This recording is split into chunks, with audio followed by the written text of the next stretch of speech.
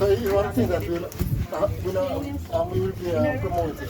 So how you cook that? You cook it just like rice? Just rice. Right? Seasoned rice. Seasoned is a one pot. Yeah. So basically, we are both relatively new to the Lionel Town Hospital. I'm here for a year and a half, and she's here for a little bit over a year. Incidentally, she's in charge of the children. I'm in charge of adults. Right? So what we actually realized is that that the community itself, there were certain needs in terms of nutrition, both for the babies and also for the adults. And because of that now, we have actually decided that this is something that we want to focus on. And we want to do it in such a way that we are using everyday food that the community can afford. All we want to do is just to educate them, which are the more healthier ones, basically to choose, right? So that was the reason why we actually come up with this symposium, based on the need that we see. And it is also a need that is all over in the country, but we just want to ensure that the catchment area of Lionel Town was actually basically informed about these nutrition choices. As a pediatrician, can you tell me some of like the numbers you were getting with children and you for adults, because it must have been something to trigger this kind of response? We noticed a spike in the number of malnourished children that we had as a part of our admitted cohorts. In every single cycle of admitted patients, we would have had at least one or two that fell under the normal growth pattern. And hence, we had discussions. His purview is a little different because it's adults, and of course they're already grown, but where my concepts are concerned, it's going to influence how they function, one, as adults, how they grow, how their brains develop. So it's actually quite broad-based.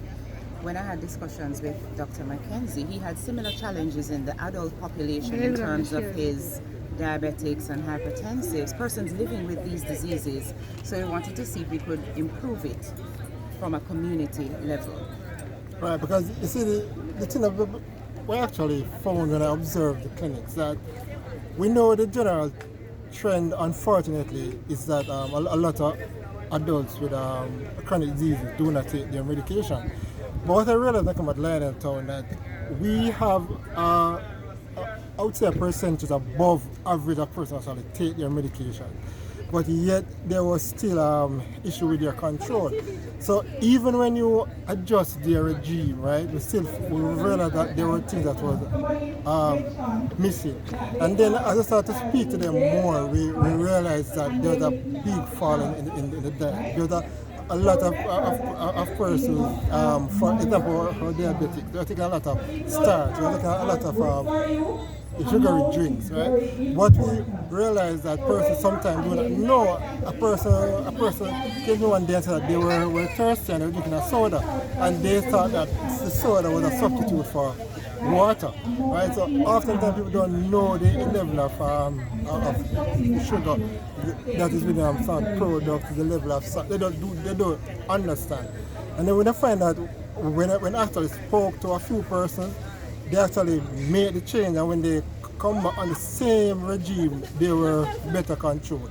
So it was based on this, and when talking to TAMAR, we realized that instead of just educating one or two persons, then we'll take it more on a community-based approach, show the importance of basically nutrition in getting very control, and in some cases even reverse chronic diseases. Right, so our focus in terms of the babies is for the first 6 months, we want them to understand the importance of breastfeeding, what it offers to the baby, how it protects the baby, how it facilitates brain growth and development, the teeth, the nails, the hair, how it improves all of those things, including the skin. So we want them to understand too that it is a form of adding immunity to the child's day-to-day. And if it is that the mother is unable to breastfeed for whatever reason, if her production is inadequate, then we educate her on how to prepare milk substitutes so that the baby does not become malnourished? Well, as you know, Minister Tufton did a fantastic job along with the Ministry of Health and Wellness to really bring to the fore the importance of exercise, eating healthy, and just to get the nation moving. Yes, we had a little false start or stop in the middle of the race, and so we want to continue that, and I've been given charge that I'm going to be doing more of that in the coming year, this year of course, to really get our nation moving. As we understand and know, the COVID-19 pandemic really did a number on not just the Jamaican population, but really due to the NCDs that persons had caused demise for a lot of Jamaicans. So we really want to bring to the fore the importance of eating healthy and also to get our nation moving once again. Now that school is in, we want to get back into the schools to get our children moving. We want to make sure we're going to communities.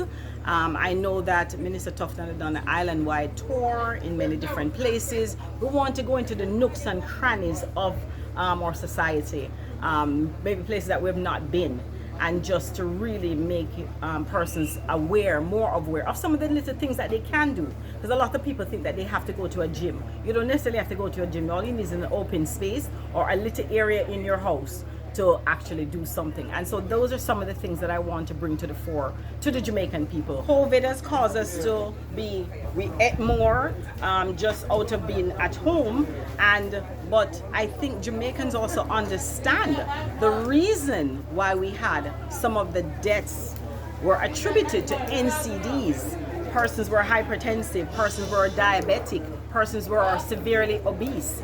And so that should be the message, to say you do not want, because COVID has not gone away. It is still here with us.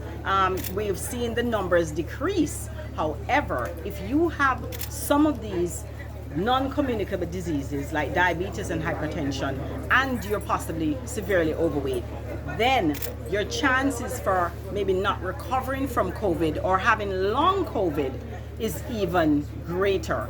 And so this is the time that you must take charge of your life and get healthier. I think what we must do is to tell the parents, to teach, and this symposium is one of those things, to really go into the communities and to teach our parents about the importance of getting their children moving once again, to do some form of exercise, and also to help parents to teach them.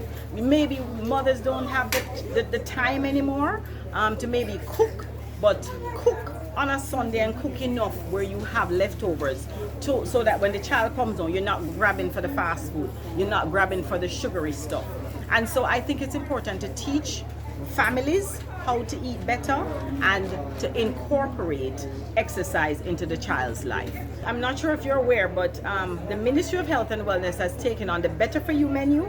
That was actually mentioned in Minister Tufton's speech, and it is something that was advertised, I think, back in December. I think the Better For You menu is even at fast food restaurants. So I think what you need to do, he's going to be publicizing and talking more about that in the sectorial debate coming up in May. And so you will hear more about the Better For You menu that fast food places have actually signed on with the Ministry of Health and Wellness to actually promote some of the healthier things that you can actually have at fast food places, which would not have the salts and of course the sugars in it. And so you will hear more about that. Thank you very much. Thank you. You're welcome.